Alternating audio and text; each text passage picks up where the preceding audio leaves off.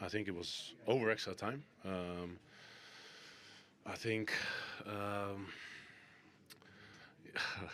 the inevitable is coming, but I think the referee had a big part in the game today in terms of certain challenges were given a foul and similar didn't. But in the end, it's just disappointing to concede in the last. A very good strike actually, but a very disappointing one. What did they do to make it so difficult for you out there?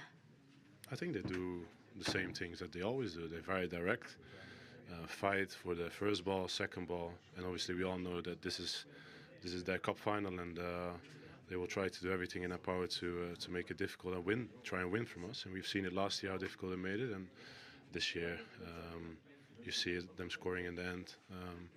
It's obviously a big boost for them, but it's a blow for us. Speaking of intense, just the final moments of the game, there were a few red cards out on the pitch. Talk us through what you saw and what you can tell us about what happened out there. Obviously, they saw how they celebrated the goal with all, they have all the right to.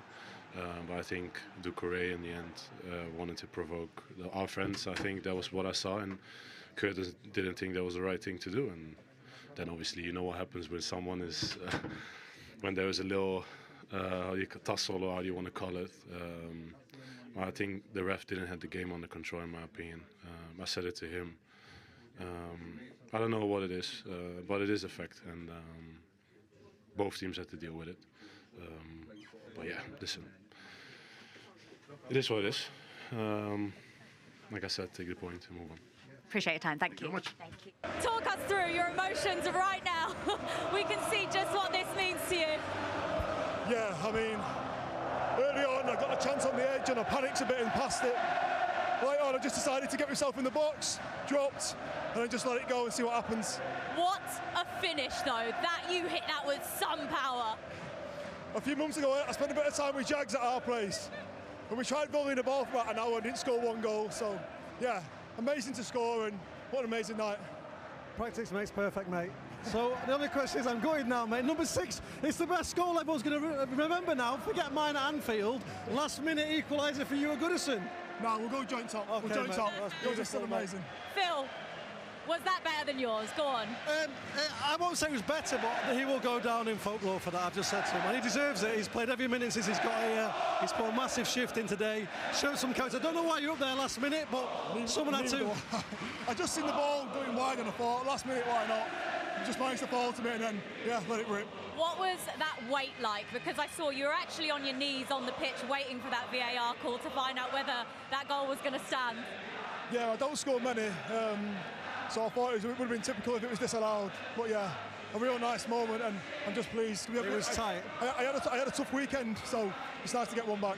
Yeah, what was it like for you waiting to find out as well, Jack? Well, we were stood by the screen, and I saw the first, and it looked like it was going to be onside, and there was a couple of different angles, and but it shows the character. Like I say, we all have tough weekends, defenders and people. We don't get a chance to score the winners, but the equaliser, mate, well done, buddy. 133 years, Goodison Park has been the home of Everton Football Club. This is the final Merseyside derby here, and you've rescued a point in stoppage time with a goal like that, wearing the captain's armband as well. Do you realise that not only are you going to go down in history for that goal, but how happy you have made every single one of these fans in here? Yeah, I mean, just listen to that. That's amazing, and I don't really remember about this. Please remember it for a draw. I'm just proud of my team tonight because it's a tough game against these. We stuck at it.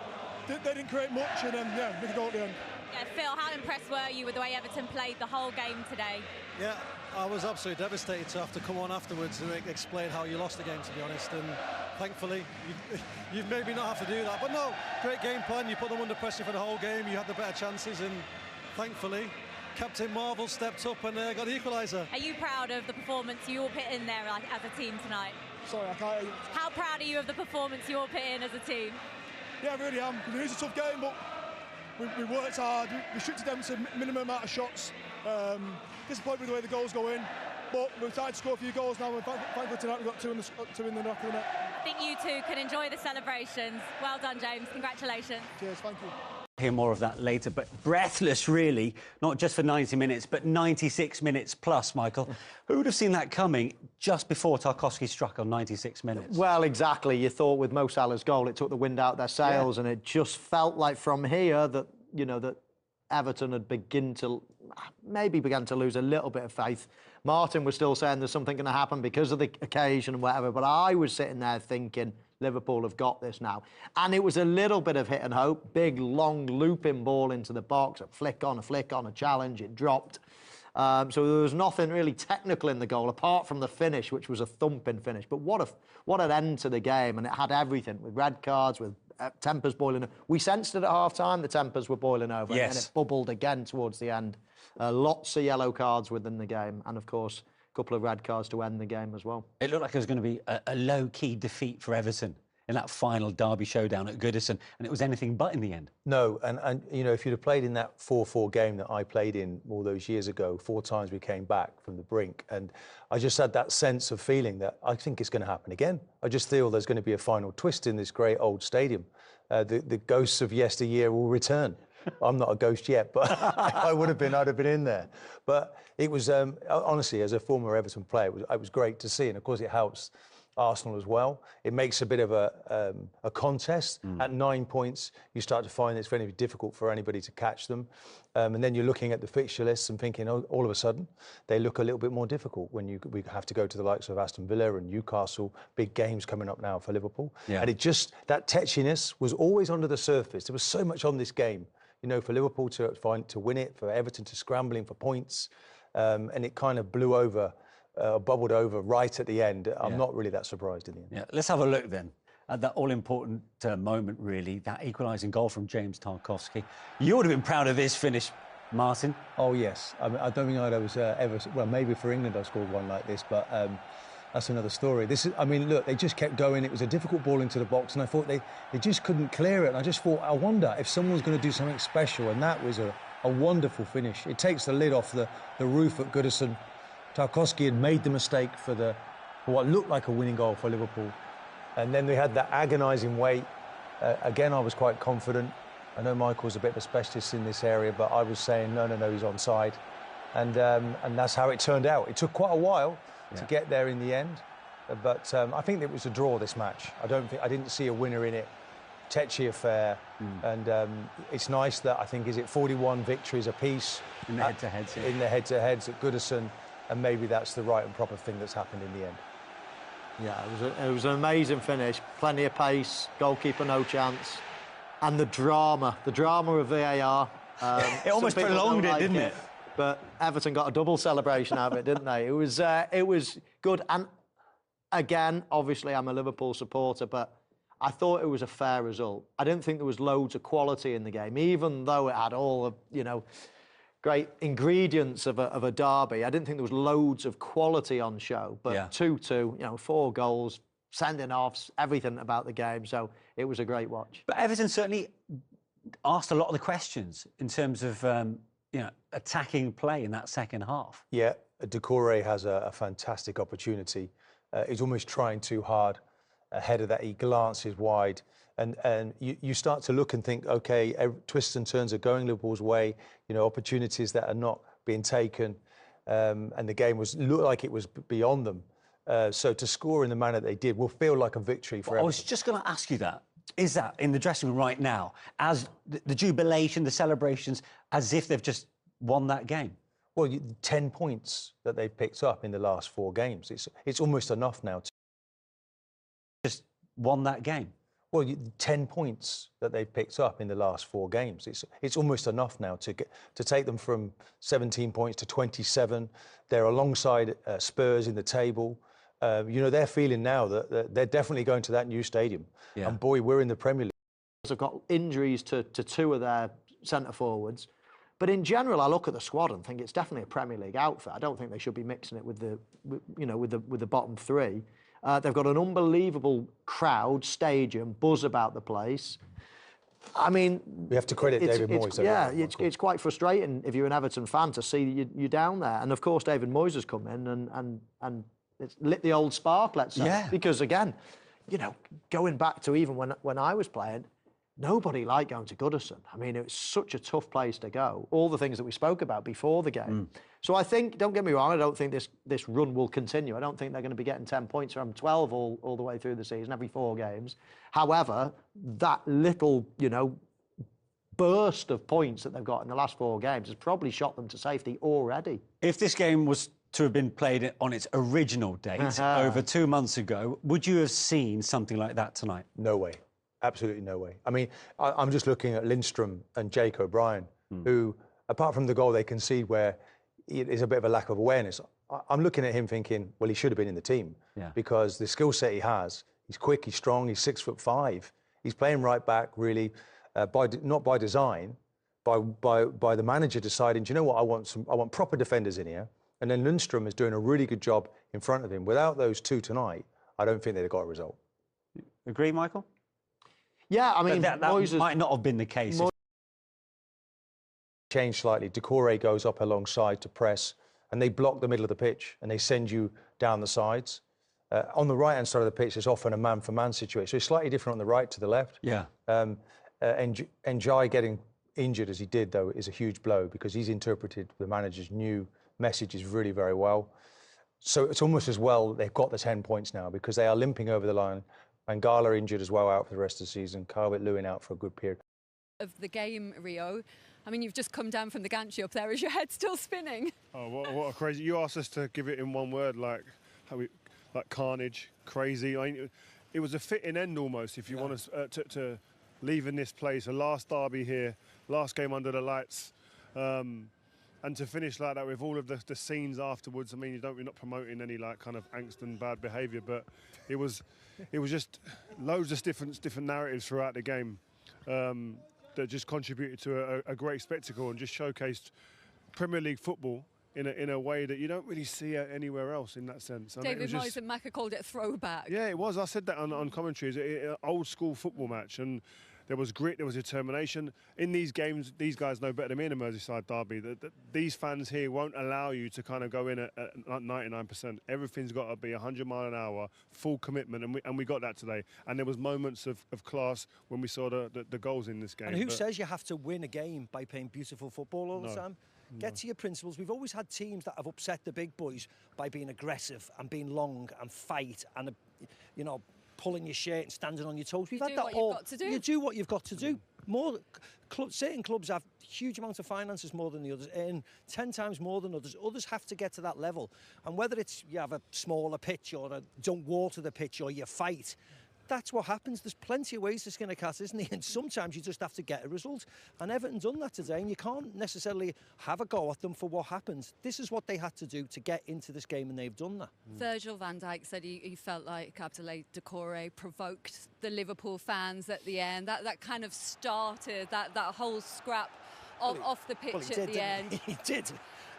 And Curtis Jones then reacted. You can't really defend what obviously they both have done. Obviously, there's a lot of emotion gone into the game. Obviously, Decore is very happy to get the equaliser. Curtis Jones, local lad, he's obviously gone to defend his team. And as it stands, both of them are without a player come the weekend. Do you know what? I think going against opposition fans, I don't think it's wrong I don't know. It's well, the abuse sometimes they give you, the abuse they can give you, it's a one-way streak. So I agree with you sometimes, as long as you're not going to start a riot. The fact of the matter is, it is a local derby. That's the problem. I think the difference is when it's a local derby, there's a difference. You don't like them. I get that. But then there's a respect almost there. And you know that you're lighting the torch paper if you go over near them. And that's what happened today. So that's where I think you draw the line. I think other games you can do that because it's a bit of banter. But this is a bit more when it's a Merseyside derby. He's got 37,000 of his own fans to go and clap and cheer and celebrate with, to go over and antagonise. And actually, it was only going to end. Have you never done that with opposition supporters? Well, no, I don't think so at the end of a game. And also, you always know. Just checking. You always know that something negative is going to come out of it. And David Moyes has lost them. He played well today, but actually he's lost them now for the next game. So if they go and lose next game, what a stupid decision. I get that, but sometimes it's emotion. Sometimes you want maturity, but sometimes in games like this where it means so much, again, this is the last game going to be here as a derby, you can understand why that emotion does overflow sometimes. But I was in a situation, I said it in commentary, Balotelli done this with the Man United fans at Wembley after a big game. I was incensed, I ran over, we got into a bit of a melee. So I understand what Curtis Jones is feeling and thinking in that moment. But again, it adds to the drama. We're here. Talking point, isn't it? So it's a talking point. Arne Slot as well was remonstrating with the referee at the end of all that. He's got himself sent off at the end as well. His first experience of the Merseyside derby, Mako. You wanted cool heads. There's one in 6 weeks' time. Wait till that happens at Anfield. I mean, that would be brilliant. But yeah, he was incensed, wasn't he, with the equaliser. He thought it was a foul because you see him on the touchline. And I do think Michael Oliver lost control of the game today. I really do. I think a lot of the second yellows and the red cards were just, but I just didn't think he had a firm grasp of the game today, the occasion, the magnitude, how aggressive it was going to be. I did think he lost a little bit of control, honestly. But, I mean, whether the manager thinks it was a foul or not, it hasn't been given and the goal stood. I think that's what he was alluding to there. You saw when the goal went in, the pictures that we had were fantastic of him once the ball went in the net and his head fell off immediately. He was doing that with the shove.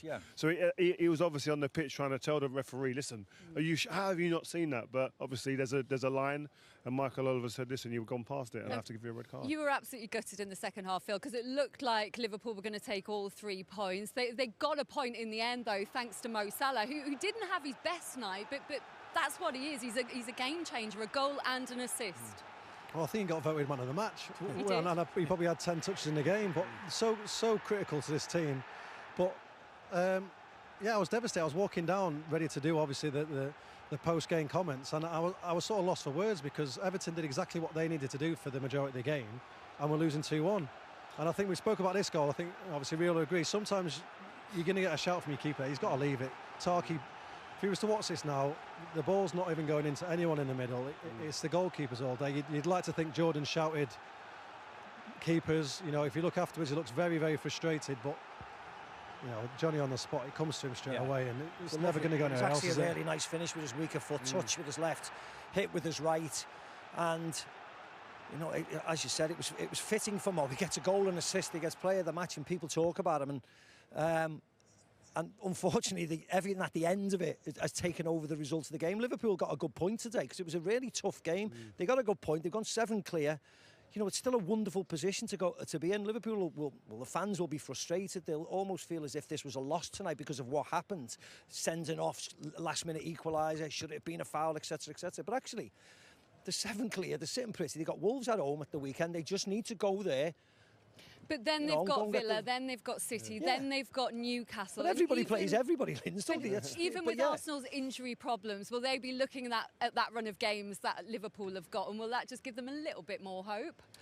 If we can do that, then hopefully we'll go over the line. And I think that's 9 goals in your last 3 Premier League games here. Just how has that changed the mood, and how well have you harnessed the crowd to be able to get more going forward? Well, I think like Steve and Jags especially will be able to tell you that this has never been an easy ground for him to come and play, but it's always a great ground if you get the crowd behind you. And maybe there's been a bit where the crowd and the players have not been quite matched up over in recent periods, and partly because of the hard times which they've had. It's been difficult for supporters here to accept it as well. But I think now there's beginning to get a growing sort of bit with the supporters and the players again, beginning to get back together. You get, the crowd tonight was magnificent. It really was fantastic. They enjoyed their celebrations in front of Steve at the end there as well. On a more negative note, unfortunately, going forward, obviously Decore was sent off at the end there as a second yellow card, but also earlier, Iliman Ndiaye, who's been so good for you, went off. It looked quite bad, David. Can you give us an update? Well, at the moment they're going to check. I mean, I think he went and I think he's maybe opened his knee, but we're not sure yet. That was the feeling at the time that he'd done something to his knee. But I'm disappointed with Dukes because, you know, we need him, you know, and we can't afford. We're down on numbers at the moment, and even if Ellie's hasn't, and we're still waiting in others to come back. So, you know, we've got to be careful what we do. And you know, sometimes in these games the boys will tell you more than ever, discipline's never easy. Because of the way the game goes, and tonight was a game quite easy that sending offs could have happened. And now you've lived it. Before you go, can you just give me one word to describe the final Merseyside derby? One word's not enough. One word's not enough. I was thrilled with getting a point out of the game, and I've said it before. At the moment, we're not quite ready to compete against Liverpool on the levels they are, but maybe on one-off occasions we'll be able to do it. Maybe like nights like this, but no, when we move to a new stadium, I hope we can continue to give the same atmosphere and the same feeling of a difficult place to come and play. Well, I'm glad you enjoyed that tonight, David. Thanks for coming Thank out you. to talk to us. Good Well to see you, done. lads. Good to see you.